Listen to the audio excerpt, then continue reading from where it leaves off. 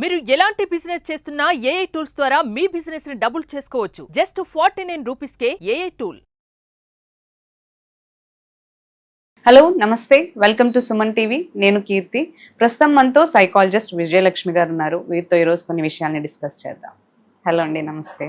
నమస్తే. ఇప్పుడున్న జనరేషన్లో ఎక్కువగా మనకి లైఫ్ స్కెడ్యూల్ వల్ల కావచ్చు, లేదంటే ఏదైనా డిజార్డర్స్ లైక్ మన ప్యాటర్న్ ఆఫ్ లివింగ్లో వల్ల కావచ్చు, ఎక్కువగా మనకి ఈ మెంటల్ డిజార్డర్స్ ఎక్కువగా ఫేస్ చేస్తూ ఉన్నాం. మేబీ డిప్రెషన్, లేకపోతే ఏదో ఒకటి డిప్రెషన్ అంటారు, యాంగ్జైటీ, ఇట్లాంటివన్నీ డిఫరెంట్ ఇష్యూస్ అనేవి ప్రతి ఒక్కరిలోనూ ఎక్కువగా చూస్తున్నాం. ఎందుకంటారు? మీ పర్సెప్షన్లో మీరు ఏం చెప్తారు? బేసిక్లీ నేను చదివింది కూడా clinical psychology, which works on mental disorders. Okay. Over a period of time mental డిజార్డర్స్కి నాకు కెపాసిటీ లేదేమో అని ఐ బ్యాక్డ్ ఆఫ్.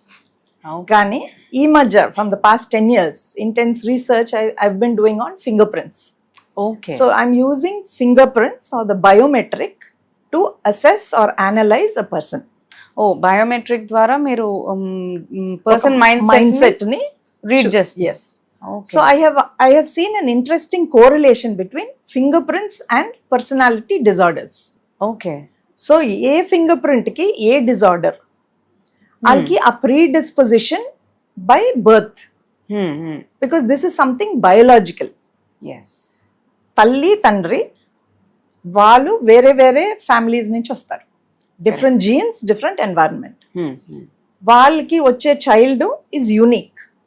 కొంచెం ఫాదర్ నుంచి వచ్చిన పోలికలు, మదర్ నుంచి వచ్చిన లక్షణాలు ఉంటాయి. ఇది గర్భంలో 9 months ప్రీనేటల్ డెవలప్మెంట్ అంటాం. సో ఆ 9 monthsలో ద చైల్డ్ డెవలప్మెంట్ అనేది మదర్స్ థాట్స్, ఎమోషన్స్, న్యూట్రిషన్, ప్రతిదీ ప్రభావం అనేది ఉంటుంది. So when the child is born with the brain design. So ఈ theory I have worked on for the past 10 years, all my clients in my clinic, and I have come out with the theory called the brain design, which is the instinctive, సహజ లక్షణాలు ఒక వ్యక్తికి ఆలోచించే విధానం. Okay. So today ఈ predisposition ఏదైతే ఉంది, ఇలాంటి ఫింగర్ ప్రింట్ ప్యాటర్న్ ఉన్న వాళ్ళు ఇలాంటి పర్సనాలిటీ ట్రేట్స్ ఉంటాయి. ఓకే. ఈ పర్సనాలిటీ ట్రేట్స్ బట్టి వాళ్ళకి predisposition to particular mental disorders అనేది వస్తాయి అనేది నేను డిస్కవర్ చేశాను. Okay. So who has OCD? ఇప్పుడు ఓసిడి పెద్ద ఇష్యూ, అండ్ దానికి లైఫ్ లాంగ్ మెడికేషన్. ఎందుకు వచ్చిందో ఎవరికి తెలియదు. There are so many factors. So మనం అన్ని ఫ్యాక్టర్స్ చూసుకుంటే ప్రతి వ్యక్తికి ఒక డిఫరెంట్ ఫ్యాక్టర్ పనిచేస్తుంది, ట్రిగర్ పాయింట్ అవుతుంది. So we have schizophrenia, psychoticism. Reality నుంచి ఎస్కేప్ అయిపోయి వాళ్ళు ఊహాలోకంలోకి వెళ్ళిపోయి they are not in the present world. So first point on mental disorders is through this assessment. It's so easy. In 5 minutes you are able to understand why the person has this disorder. Okay. Second, why did this person get triggered to the disorder? Could also be because of వాళ్ళ inner configuration. I call this the inner mind map. So ప్రతి వ్యక్తికి inner mind map different గా ఉంటుంది. ఏ ఒక వ్యక్తి ఒకలా ఉండడు. So every one has a different mind set. Understanding that mind set, understanding the trigger, then you will understand the disorder. Exactly. Because అందరూ కూడా సిమ్టమ్స్ చూస్తారు, సిమ్టమ్స్ కి ట్రీట్ చేస్తారు. సిమ్టమ్ లేకపోతే డిజార్డర్ లేదు. I am probing deeper into that. What is the cause? Okay. The cause could be the mother shouting. Okay.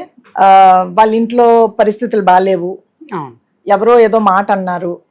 రకరకాల triggers వల్ల ఒక వ్యక్తి డిస్టర్బ్ అయిపోతారు. ఓకే. సో డిస్టర్బ్ అయినప్పుడు డిజార్డర్ వెంటనే కనిపించదు. ఫస్ట్ ఆలోచనలో కూర్చుంటారు. They will keep thinking, over thinking. బయట చెప్పరు, ఎవరో ఒకళ్ళు నన్ను తిట్టారు, చిన్న కారణం, ఎవరో నన్ను తిట్టారు. సో ఐ విల్ సిట్ రోజుల తరబడిగా ఇదే ఆలోచనతోటి, అసలు వాడు ఎందుకు నన్ను తిట్టారు. సో నేను దీని మీద రూమినేట్ చేస్తాను. మళ్ళీ మళ్ళీ మళ్ళీ పదే పదే దీని మీద ఆలోచించినప్పుడు మూడ్ డిస్టర్బ్ అవుతుంది, ఫీలింగ్ మారుతుంది, ఆలోచన విధానం మారుతుంది. స్లోలీ ఏంటంటే మోర్ నెగిటివ్ థింకింగ్ పెరిగిపోయి ఆకలి తగ్గిపోతుంది. That is the first symptom that we need to be careful. ఎప్పుడైతే ఆకలి లేదు అన్నారో, ఎక్కువ కూర్చొని ఆలోచిస్తారో, that is the starting point.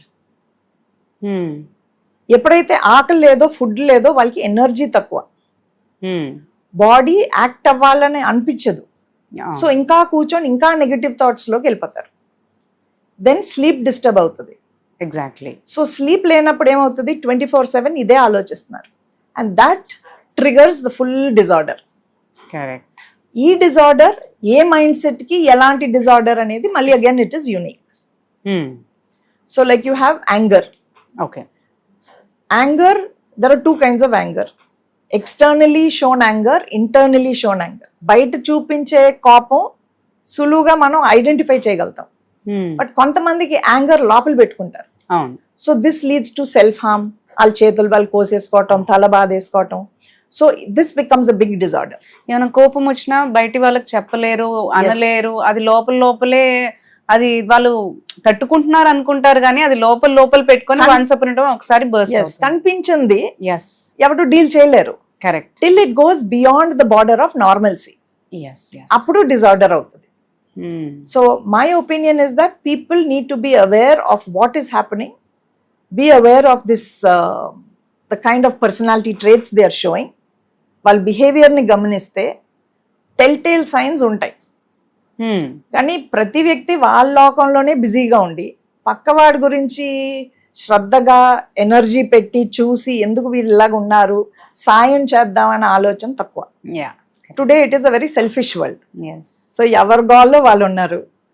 And to reach out to these people at an earlier stage is very very easy. For example a mother and a father పిల్లలకి ఏదైనా తేడా ఉన్నా గమనించగలుగుతారు. కరెక్ట్. అదే విధంగా పిల్లలు తల్లి తండ్రిలో ఏమాత్రం తేడా ఉన్నా గమనించగలుగుతారు. ఆ కొంచెం శ్రద్ధ పెట్టి బయటకు పెద్ద ఇష్యూగా రాలేదు కాబట్టి తీసిపారేస్తారు. But when they start becoming a serious issue, అప్పుడు taking them to the doctor is the easiest option. కానీ trying to solve the problem. ఇప్పుడు ఆ వ్యక్తికి ఎందుకు ఆ మెంటల్ డిజార్డర్ వచ్చింది, ఆలోచించే విధానం మార్చుకుంటే ఆ డిజార్డర్ రాదు. నాకు ఇది అవ్వదు, ఇది జరగదు, ఇది ఇంతే. So the trigger is from the outside world. But how your perceiving that problem, ఏ కోణం నుంచి మన ఆ సమస్యను చూస్తున్నాం, దాన్ని ఏ విధంగా డీల్ చేస్తే సొల్యూషన్ వస్తుంది అనేది ఆలోచన లేకుండా ఆ సిచ్యువేషనే ప్రాబ్లం అయిపోయి స్ట్రెస్ ఫీల్ అవుతారు. Rather than depending on other person are other situation, self analysis మనకి ఇంపార్టెంట్. Very very important. నేనేంటో నాకు తెలియకుండా నాకేం కావాలి, చాలా మంది నాకేం వద్దో ఆలోచిస్తారు, బట్ నాకేం కావాలో ఫోకస్ లేదు. సో కౌన్సిలింగ్ వచ్చే చాలా మంది ఏంటంటే వాళ్ళు చెప్పే ప్రాబ్లమ్స్ అన్ని వాళ్ళకి అక్కర్లేని విషయాల గురించే మాట్లాడతారు. When I ask them to focus on what do you want, మీకు ఏం కావాలి, అప్పుడు the whole shift in the counselling session happens. Because ఎప్పుడు వాళ్ళకి ఏం కావాలో ఏ రోజు ఆలోచించలేదు.